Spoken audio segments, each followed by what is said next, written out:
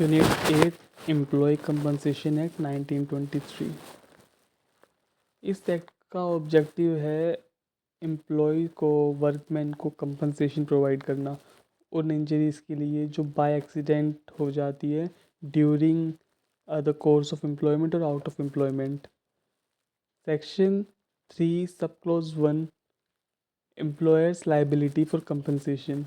अगर कोई भी पर्सनल इंजरी एम्प्लॉय को होती है एक एक्सीडेंट से which arise out of or in the course of employment, then employer shall be liable for the payment of compensation। चार मेन इंग्रेडिएंट है इसके। First, employ must sustain a personal injury. Second, personal injury must have been caused by an accident। Third, accident must have arisen out of or in the course of his employment. And fourth, injury result in either total disablement or partial disablement for a period exceeding 3 or more days। दो तरीके की disablement होती हैं, partial and total. Partial disablement define है section 2 clause 1 sub clause G में, and total disablement define है section 2 clause 1 sub clause L के अंदर।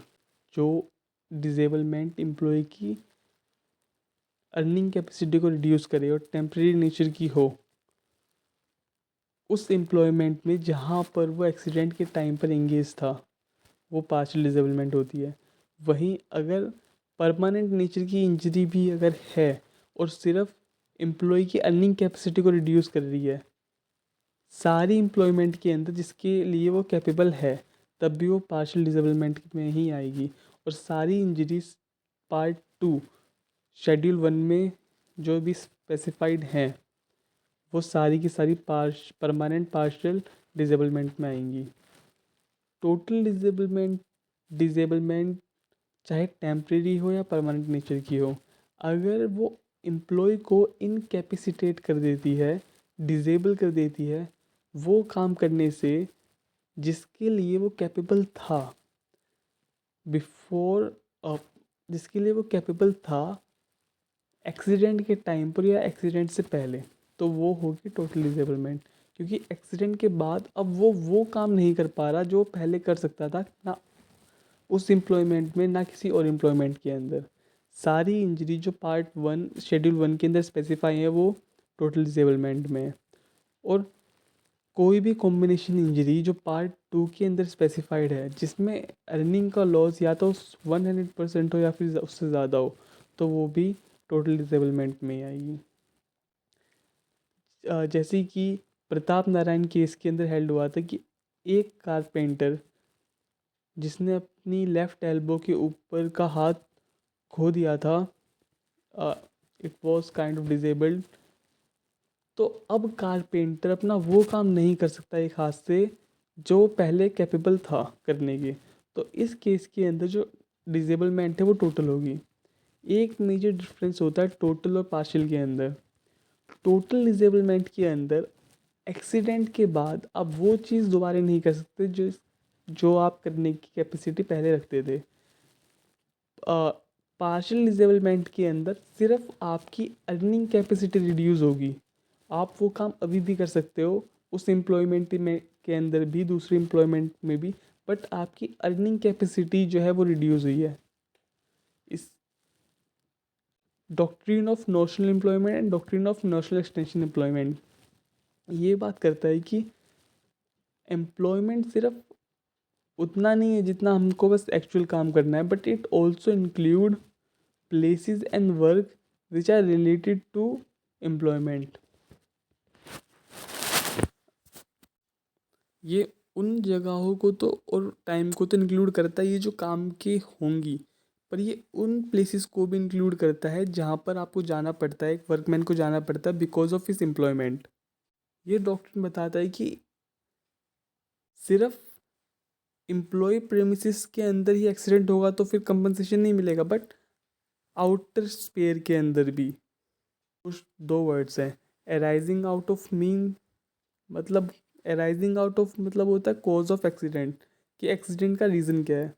And in the course of का मतलब होता है प्लेस एंड सर्कमस्टांसिस, कि कहाँ हुआ और किस सर्कमस्टांसिस में हुआ।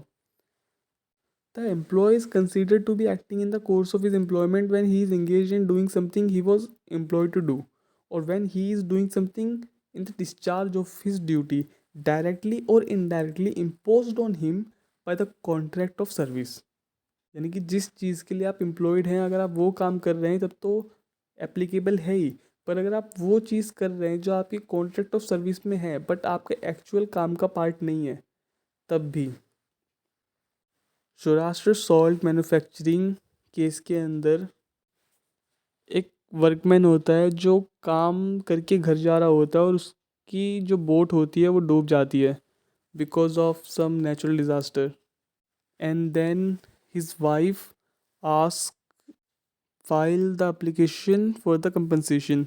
अब सुप्रीम कोर्ट इस केस में हेल्ड करता है कि कोई भी स्पेसिफिक अरेंजमेंट या एग्रीमेंट नहीं हुआ था एपेलेंट और फेरी का और वर्कमैन का। फेरी जो सर्विस प्रोवाइड करती है वो एक पब्लिक सर्विस है जो सभी लोग इस्तेमाल करते हैं, और वर्कमैन उस टाइम पर अपने कोर्स ऑफ एम्प्लॉयमेंट में नहीं था जिस टाइम पे वो फेरी का यूज़ कर रहा था, और इसीलिए जो एपेलेंट है इस केस में उसको लायबल नहीं, वो लायबल नहीं होगा कंपनसेशन के लिए। जब वर्कमैन एक पब्लिक सर्विस का इस्तेमाल कर रहा है तो वो भी उन्हीं पोजीशन के अंदर है जिसमें अदर मेंबर्स हैं। The works manager carriage and wagon shop. Supreme court held करता है कि जो रूट जिस पे उसका एक्सीडेंट हुआ वही सारे वर्कमैन इस्तेमाल करते हैं आने जाने के लिए। भले ही उस रूट के ऊपर एक कैजुअल वार्निंग है कि इसका इस्तेमाल मत करो, it is prohibited, but it is a accepted norm, और सारे वर्कमैन उसी पाथ का इस्तेमाल करते हैं। The accident occurred while he was on his way to catch the train provided by the employer for his commute.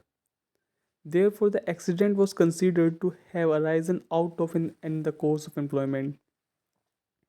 Next, BEST undertaking versus agents. Employ होता है वो अपना काम ख़त्म करके बस को बस को डिपो पे छोड़ के दूसरी बस से अपने घर जाता है।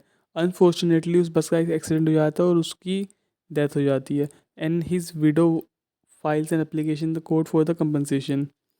अब इशू यह आता है कि the travelling home arose out of in the course of employment and whether the employ is liable to pay the compensation.